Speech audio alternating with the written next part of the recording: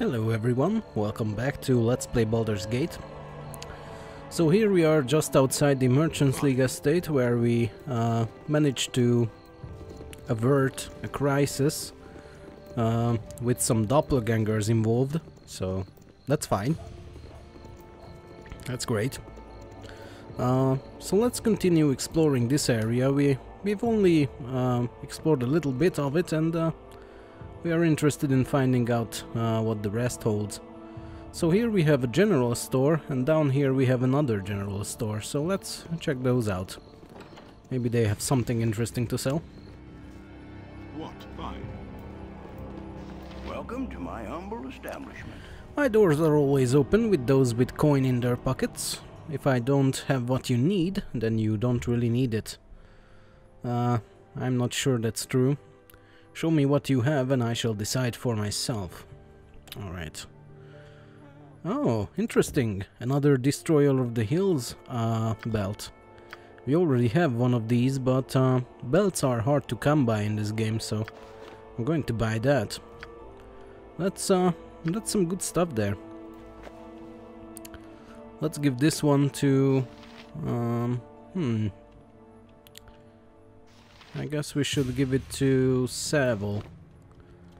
And we'll give this belt of Antipode that doubles fire damage taken. Actually, you know what? I'll sell this. I don't want it on Savile because... or on anyone really, because it will kill them if a fireball Yes, absolutely. hits the party. And you know... ice damage is not quite big of a deal in this game, but fire damage is a much bigger one, so yeah. It's more of a hindrance than any help to have that belt on you. Alright. History of Shadowdale 5. What? Not interested right now. Fine. Let's just move on. Absolutely. Yes, all right. Another store. So let's talk to this guy. Welcome to my humble establishment. You are welcome to peruse the goods I have on display, provided you have the gold to buy them. I've gold enough, but have you anything worth buying? Sorry. He has a lot of large shield +1s. Interesting. I don't know where he gets them, but he sure has a lot of them. All right, I guess that's it. You called. All right. Let's move on. Fine.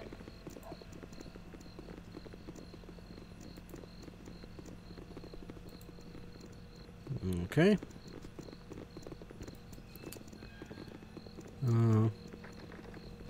Is this just a normal house? Yeah, it looks like. This way. It looks like a normal house. Fine. Let's head inside. All right. What Well, you want?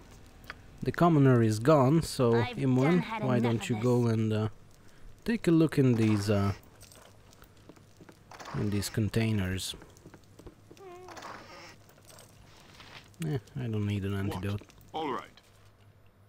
Yep, this way.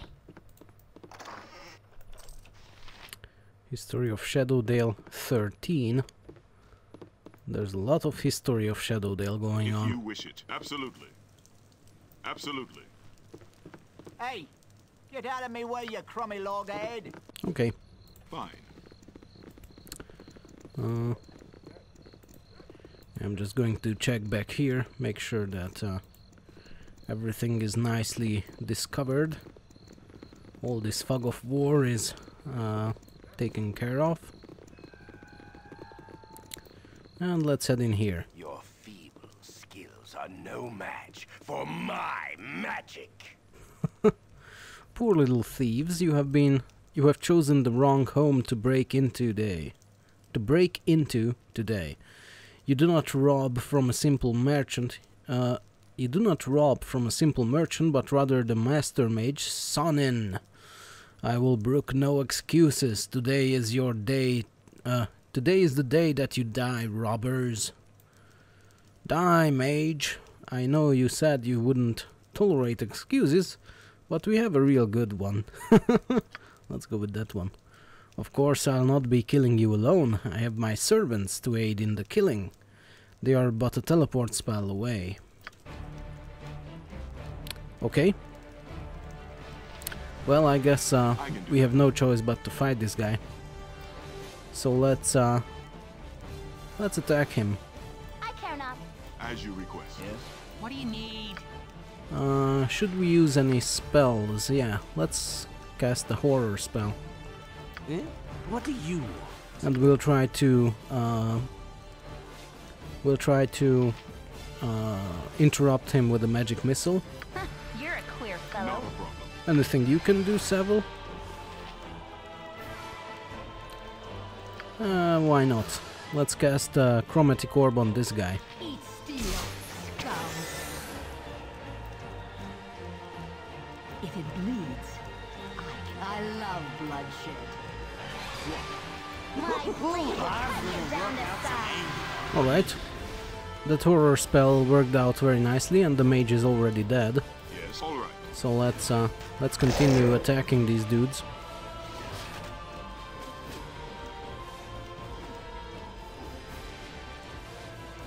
My blade will cut you down to size. I'll bathe in the blood of my enemy!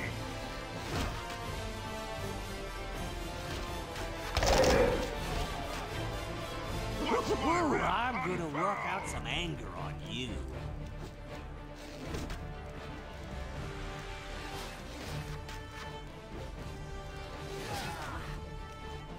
Okay, What? let's take a look at what they had. What you want? Imoen, why don't you go ahead and pick up all these magic items? Okay, You grunt. Quail, you pick up that scroll. Yes. You can pick up that fireball. Alright, we don't need that scroll. And an arrow of piercing. Longsword +1. Mage robe of electrical resistance. And an unidentified ring that we can identify with Baloth. And it is the Ever Memory, the Ring of Wizardry. We have already found one of these rings, and it's actually equipped on Baloth. What it does is it doubles your level 1 spells. So we can give one to Quail as well, and that will allow him to get a lot more level 1 spells. So let's take a look at what we want. I don't think I need any identify spells on him because Baloth can identify as well. Let's go with some magic missiles and a few sleep spells. Yeah. Okay.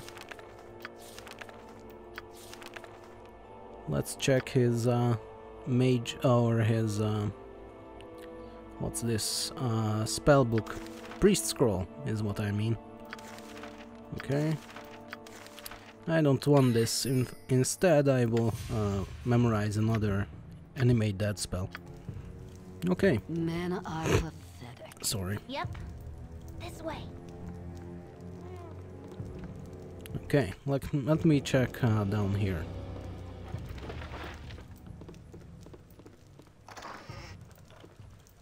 Okay. Anything in here? Just some money. So that ring was definitely worth it. I mean, worth coming in here. I don't know if it was worth killing those 3 dudes. From a gameplay point of view, it definitely was worth it, but I don't know from a moral or role-playing perspective. But we tend not to think of that in this playthrough anyway. So let's just go in here. According to the map, this is a tavern, so we'll check what's in there. Absolutely. All right. Alright, What? lots of commoners in here.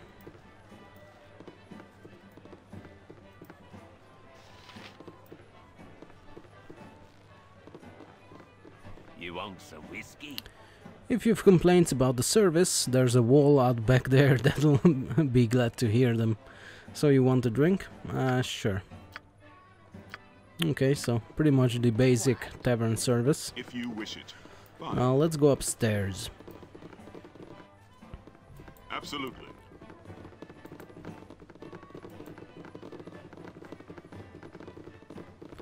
I think you can play some games here. Chance with Lady Timora. Didn't quite work out for us. Me youngins are waiting. Leave me be. You're a handsome bunch, ain't ya? What's your tale? My husband tells me that the bandits have been hired by M to soften up our city for an invasion. It's so frightening, ain't it? I can do that. Yeah. Alright. Let's talk to this bartender. You want some whiskey? Whatever your poison, you'll be sure to find it somewhere in Baldur's Gate, so would you like a drink? Sure. Okay. As you recall. All right. I guess there is not much to do in this tavern. Absolutely. So, let's just go. Let's just leave. Absolutely. So let's continue exploring in this direction.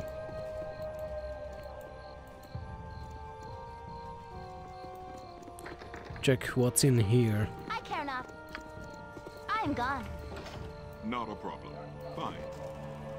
Fine. Okay, this house is Here I am gone. empty, so let's check what's in these containers. History of Shadowdale 6. Is there really no one else you can bother? Do you want it? I've done. History had of the enough Dragon Coast. I don't really want to hear about the Dragon Coast. this way. Alright.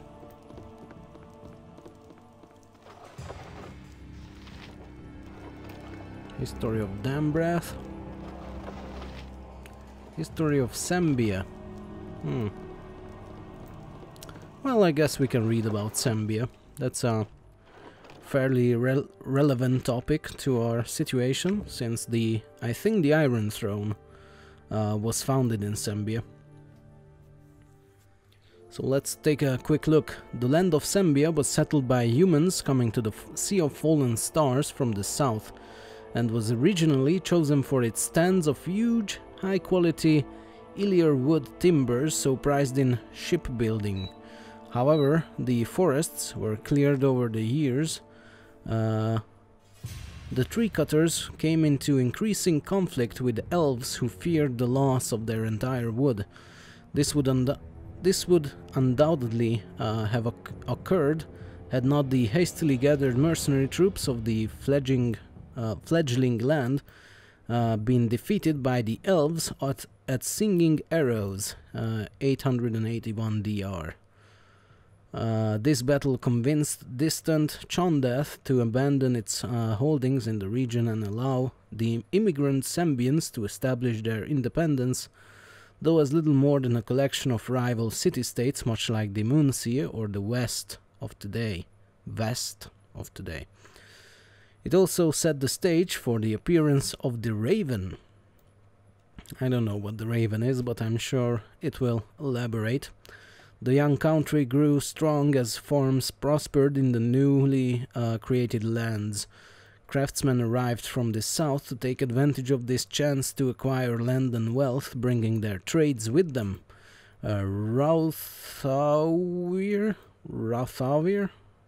Let's go with that. Rathavir, the Raven, unified the city-states and towns in the face of the continuing elven menace, and insisted on maintaining a standing army, which he kept in practice by policing Sambia's borders and improving its roads.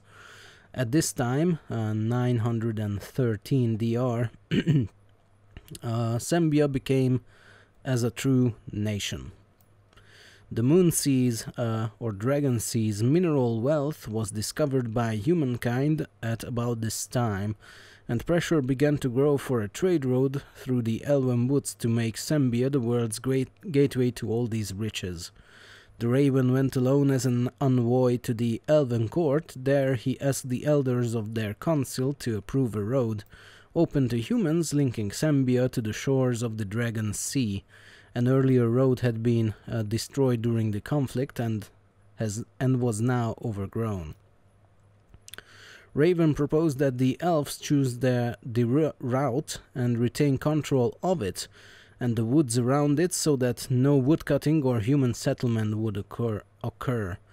The elves had earlier made similar arrangements with the Dalesmen and had no difficulty with the concept of such an agreement. However, the inhabitants of Velorsdale, now Harrowdale, refused the proposal, not wanting or needing such a road at the time, curious since later a ruler of Harrowdale commissioned the disastrous Halifax Trail. The elves, not wishing to offend longtime allies, refused Raven's request. Rebuffed, the Raven then threatened to exterminate the isolated elves in Amothoi, the last embattled remnant of the elves in Sambia, if the Elven court did not cooperate. If the road was built, however, they would be free to trade or not trade as they wished. The elves agreed under this pressure, and Sambia's financial future was secured. Hillsfar on the shores of the Dragon Sea became a commercial meeting ground between humankind and elves, as did Elventree. The route the elves chose ran past the base of the Standing Stone as a reminder of the earlier, less hostile dealing between humans and elves. Over the years, the elves of Amothoi came north to join their brethren, or slipped away to seek Evermeet, leaving their wood to gradually disappear. Sambia grew rich under merchant leaders and of increasing wisdom, such as Sayre, for whom Sayerb was named, and Selgar, for whom Shanselgaunt was renamed as Selgaunt. Before his death, Rothavir the Raven saw these merchants had a strong standing council of merchant elders to advise them and to ensure that no ruler could hold on to power by force of arms. Then this far-sighted man, creator of a nation, now half-blind and infirm from old war wounds, rode north into the Elven woods and disappeared. None know what happened to him or where his bones lie, save perhaps for a few elder elves. Alright, so it seems like Sambia had a problem with human-elf relations and is now a merchant nation. What? All right. Fine. That's pretty much all we can take away from that. Let's go in here. I know nothing more. I've done had enough of this. Yes. All right. Methinks you'll be pushing up daisies before the eve is through. Wyvern. Down your weapons now. Pardon the cliché, but this can be quick and easy, or long and painful. What will it be? I don't see anyone but you. If you're a one-woman ambush, you can't expect us to give up. Okay, just ease off with your weapon. What is it that you want? Yeah, let's cooperate for now. My demands are simple. Give me all of your money and you get to live. Be a hero and you get to die. Whose coffers are we feeding, if it ain't too rude to ask? Okay, here's all of our money. Geez, you'd think I'd be safe from bandits in the city. Let's go with number 1. Your money goes to the Thieves Guild. You look to be newcomers, so think of this as your initiation to Baldur's Gate. Well, I'm not about to give all my money to one woman, so it would be best for you to draw your blade so that we can settle this nice and quick. Alright, here's my money. No, let's not give her our money. Don't you fret, I'm not a one-woman ambush. There are 3 more of my friends hidden among the shadows. We are the best the Thieves Guild's got. If you want to give us trouble, then don't think we'll be walking out of here in one piece. I'm sure you have lots of invisible friends, lady, but they don't scare us. Draw steel that we can settle this little dilemma. I give. Let's just finish this up quickly. Here's my money. No. It's too bad that it comes to this. Alright, boys, take them out.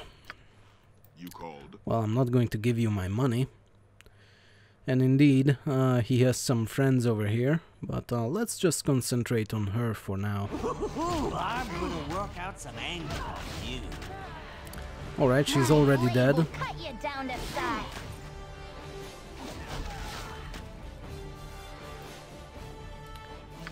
These guys are not too hard to take care of, so that's fine.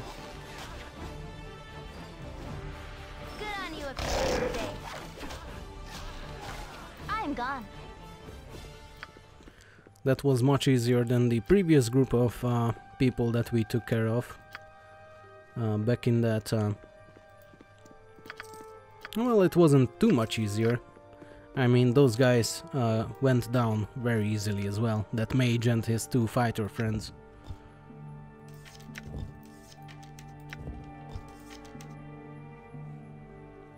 Okay.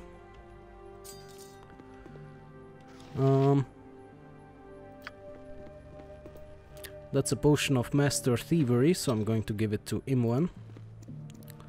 And I think maybe Quail can use some of these scrolls over here. Let's see if he can learn them. Okay, now we have ghost armor on him. Man, really?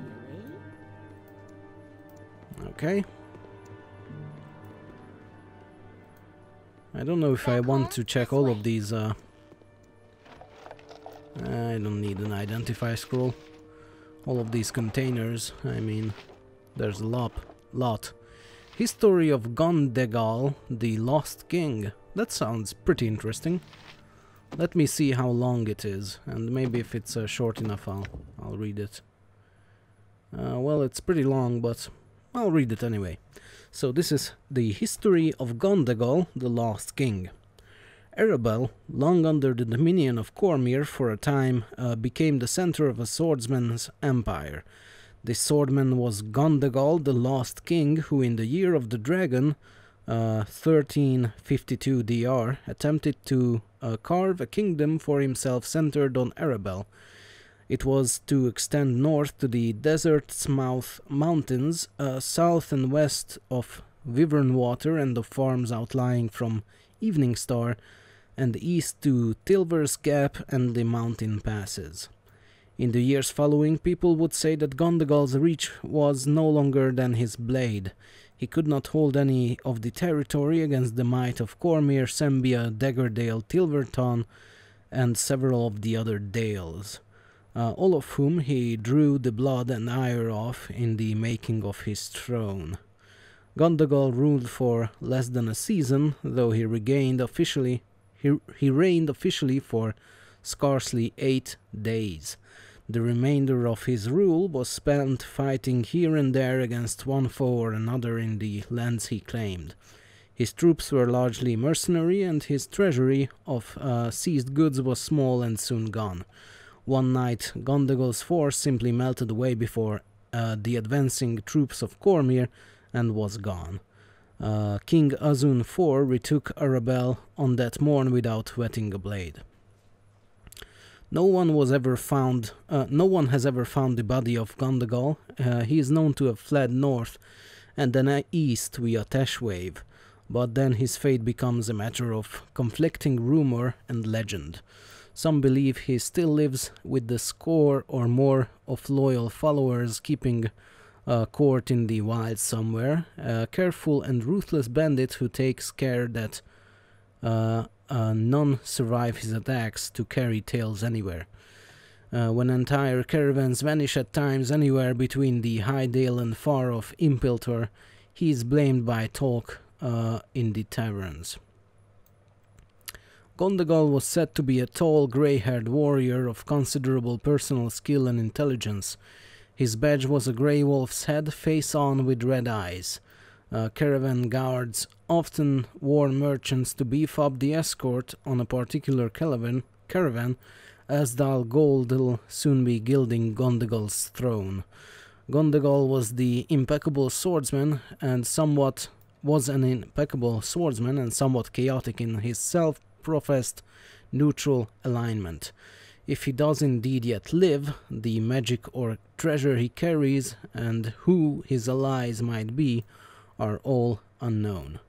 Gondegal's reign had a great influence on the King of Cormyr at that time in his second decade of rule.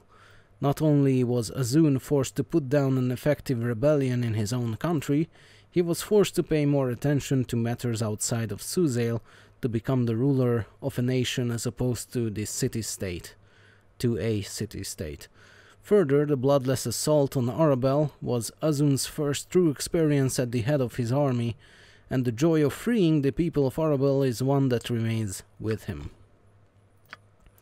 Alright, so this Gondegal fellow sounds like someone who tried to be a king, yet lacked all of the skills that was necessary to do so.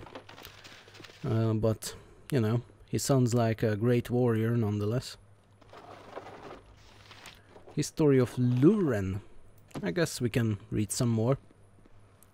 Luiren. History of the Drow 1. Well, let's read about Luiren.